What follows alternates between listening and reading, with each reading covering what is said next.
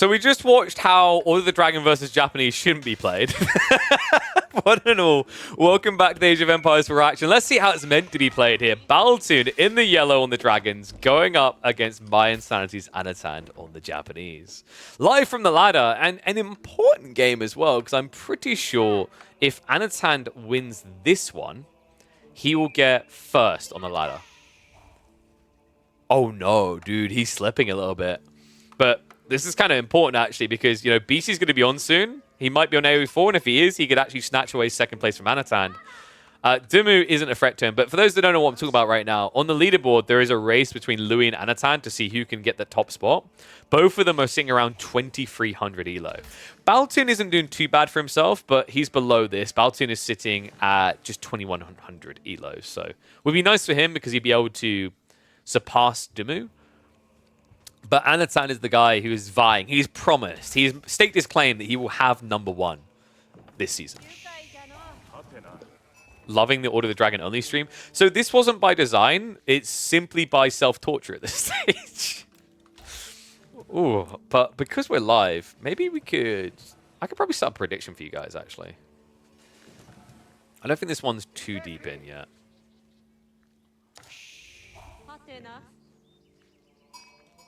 I'll put a prediction up.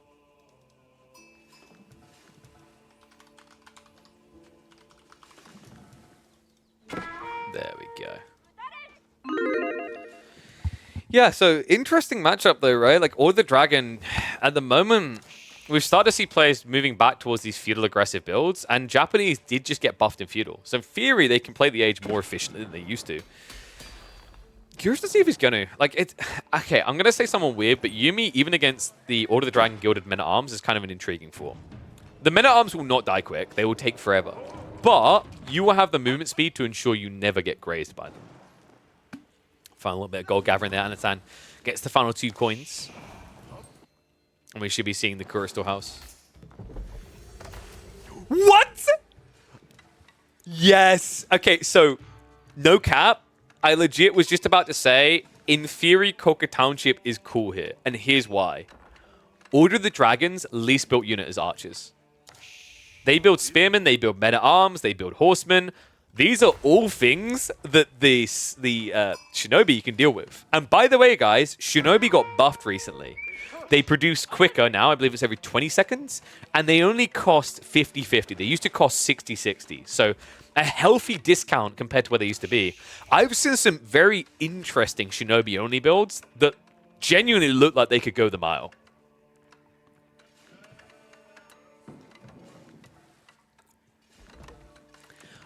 So I assume auto-queuing for the Age of Mythology qualifiers is going to be allowed. I see no reason why not, as that is the standard behavior.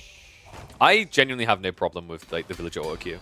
I actually think in Age of Mythology it works absolutely fine, because although scaling eco is important, I feel like I've seen plenty of games where people don't necessarily just inflate eco non-stop to the same degree they do in AoE4.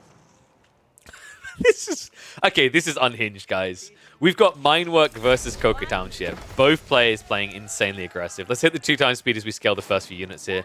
Spim, in the meantime, is going to be prevented from taking down the Forge. We've got double farmhouse here to be efficient on the berry, so you can see that Anatan's going to be moving out to there soon. No Tawara just yet would be beneficial to get, but he needs to deal with this Spimmer first, and here we go. Look at this bad boy. They're so bloody strong, they can beat a Gilded Spearman. Now remember, the other cool thing about playing Shinobi is that they heal over time. So who's expecting a Hanzo Hattori variant, Civ, by the way? Am I the only one anticipating that? They've got it, right? Honestly, if they'd done that, it would just give me flashbacks to playing Total War Shogun, having my monk-only armies. You know the ones I'm talking about, guys. Don't act like you weren't dirty just like me, where you just built 20 Archer Monk units and then cheese the AI for not coming out of their base.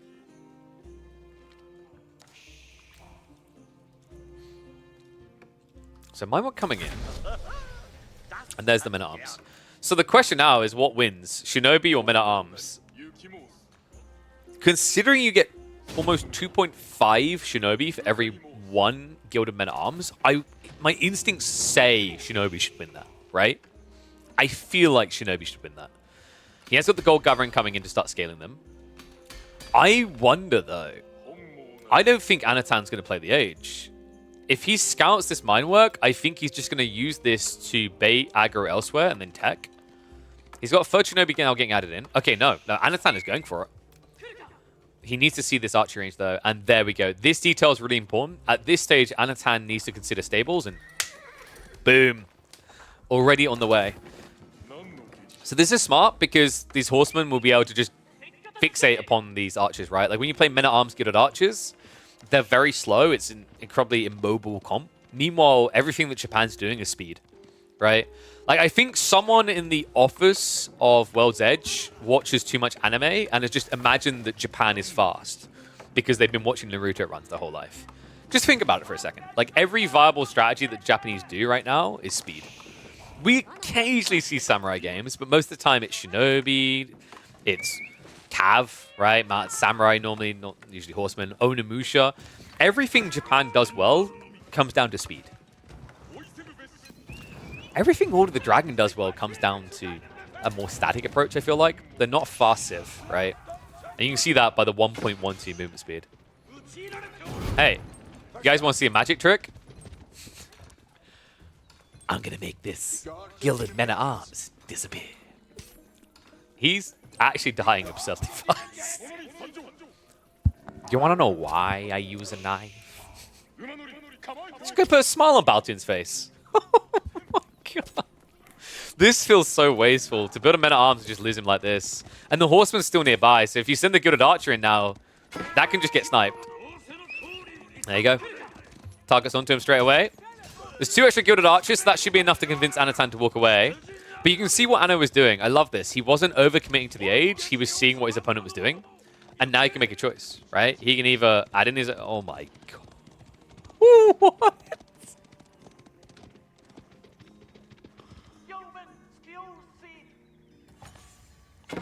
Okay, this just got extra weird. I would not have expected Yumi out of Anatan here. In theory, if you can sneak and snake your way into Age 3, though, this is sick. I actually think Castle Age Rush Yumi is insanely powerful and has been slept on for way too long. This matchup's a bit weird for it, though.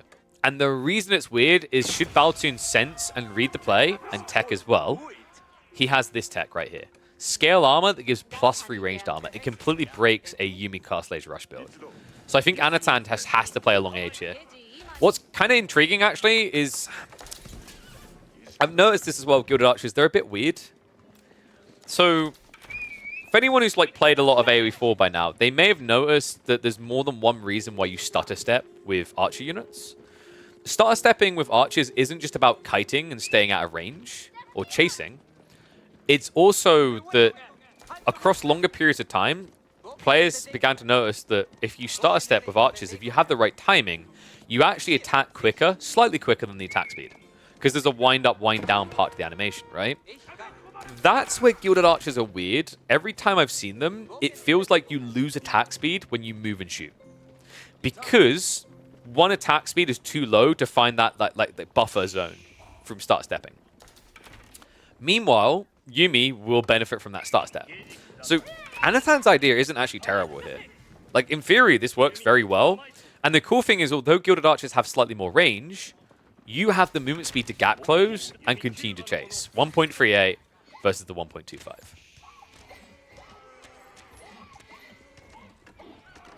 It's also an interesting dynamic from a DPS increase perspective.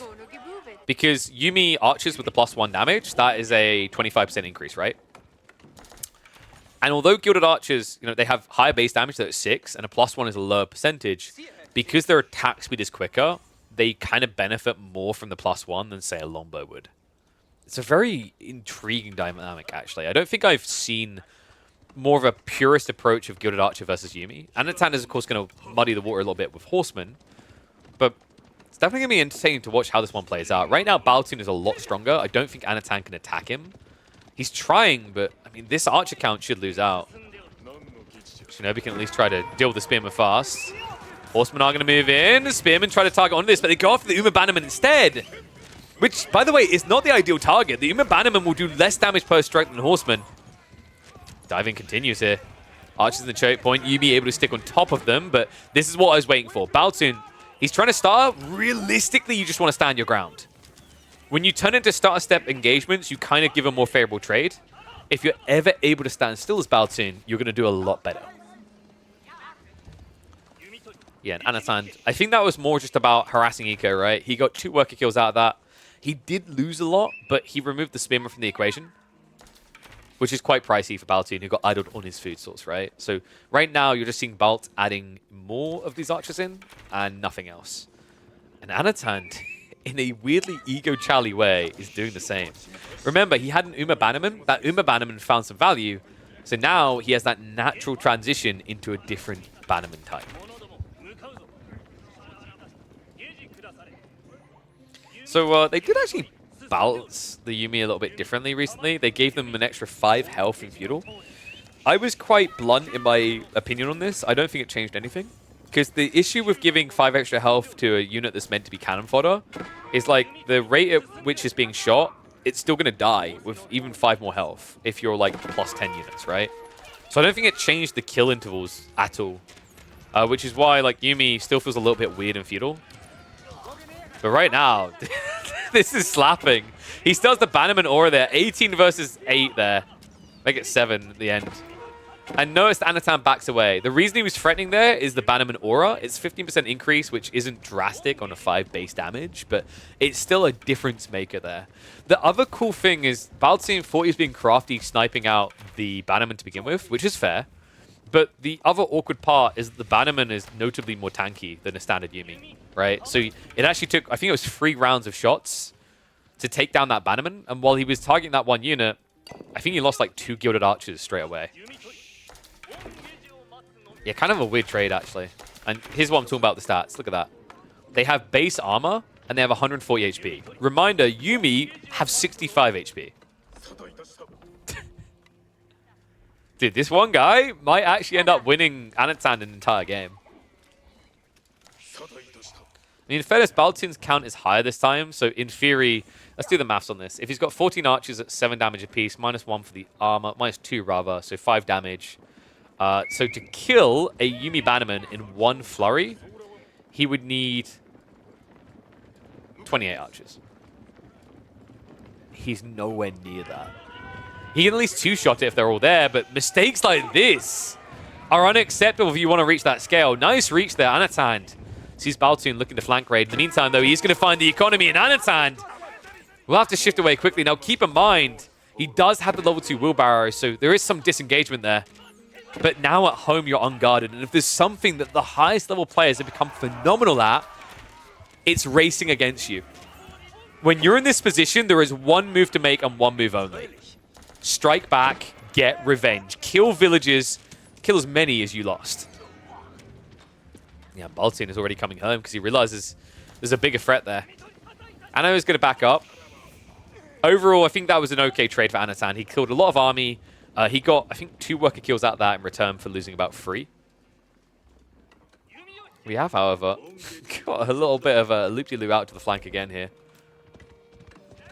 What's my favorite best feudal comp in Feudal for Japan, in your opinion? If it's viable in the game, Horseman Owner Bagisha is probably the game ender. Horseman Owner Bagisha just feels overall better for like GGing opponents.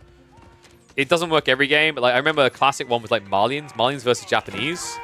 Owner Bagisha opening into a Horseman transition was insanely strong. 2 more worker kills though. This is getting way too expensive for Baltun. And because he's not really... He hasn't got Archon to scale his economy, right? So setting up farms doesn't benefit him the longer this goes. It does benefit Anatan the longer it goes. Daimyo level 2 is now in the way. So as he starts to add in farms, he's going to see better rewards from it. Kind of needs it as well, because remember, this was a Koka Township build, not a standard Kura. What's wild is how much he's now leveraging the Koka. So what is that people have been saying recently? Isn't like Yumi and Shinobi are the worst units on land? I don't know if it says much about it, considering he's up against one of the worst civs on land, which is Order of the Dragon, but there is an argument being made here. So I don't know if it would be too strong, but I think, because I'm pretty sure they don't, and some can correct me if I'm wrong, but I don't think Shinobi benefit from Bannerman, right? I think that would be an interesting buff to them. It might be too good, though. Maybe I'm wrong. Maybe they do get it already. Because remember, they're like 20 base damage in Feudal, right? So adding 15% on there is ridiculous.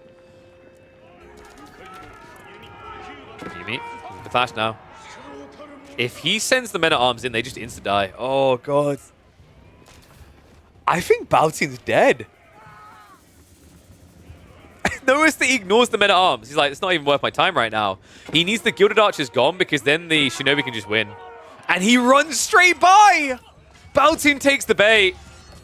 Shinobi able to swarm on top of the Gilded Men-at-Arms. The Archers dive in. Even without the Yumi, they have the numbers to gun on through. And this game is over. Anatan is about to go Castle Age. Baltin does not have an army, let alone a leg to stand on in this game. Shinobi OP in the OOTD.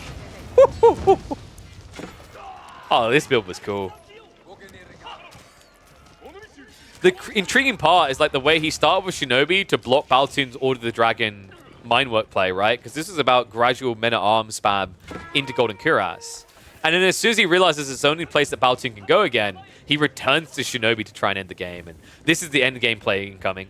Anatan, you could even build Temple of Equality and it would be fine. That's how far ahead he is right now.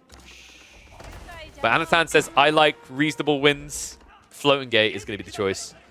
And once these Yumi get upgraded, good lord. Remember also, the samurai, sorry, the ninjas rather, they automatically get upgraded. So Shinobi, I think they got up to, I think it's 92 HP, and their base damage increases by, I want to say it was 3, and I think their bonus increases by like another 1 or 2. Golden Cuirass is now coming in, I just don't think it makes a difference. Baltin is going to have to reactionary tech, and the problem is with Mass Yumi, there isn't enough time. Anatan can just dive your base. Yes, this is probably the best matchup for doing Temple of Equality. I just don't think it's necessary. Temple of Equality, to me, feels weirder against Gilded Archers. Makes more sense against Men-at-Arms, Gilded Knights, Hand Cannoneers, Landsneck. Here we go. Yumi upgrade gets skewed. Shinobi, there you go. So, sorry, bonus melee damage stays the same, but yes, it is a +3 to the damage output.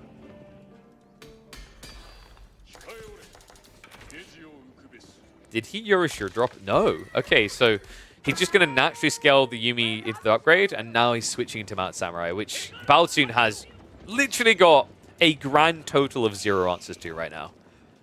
He's trying to tech. So Baltin says, don't count me out just yet, buddy. Burgrave Palace now coming. Wait. There's only 3 villages here, guys. Sorry, let me get the wording correctly, because I said there's only 3 villages. What I meant to say is there were only 3 villages here. Anatan can just burn this down. So you just want to sabotage with one and then just torch burn with the others. It's going to be a quick kill. He probably loses like maybe 1 Shinobi before he kills it. But it's going to kill off 3 villages, right? 2 of these Gilded Men-at-Arms are on the way, but that feels like a death sentence, dude. I refuse to take that order. Anatan. Whoa! Okay, archers do arrive in time, so he will be able to force him back, but I don't know how you stop this. This is why I'm convinced the game is over. Yumi stocks are rising, and for good reason here. Check these bad boys. I'd rather not. GG immediately gets called as soon as he sees it. Shinobi Mass Yumi. What year am I living in?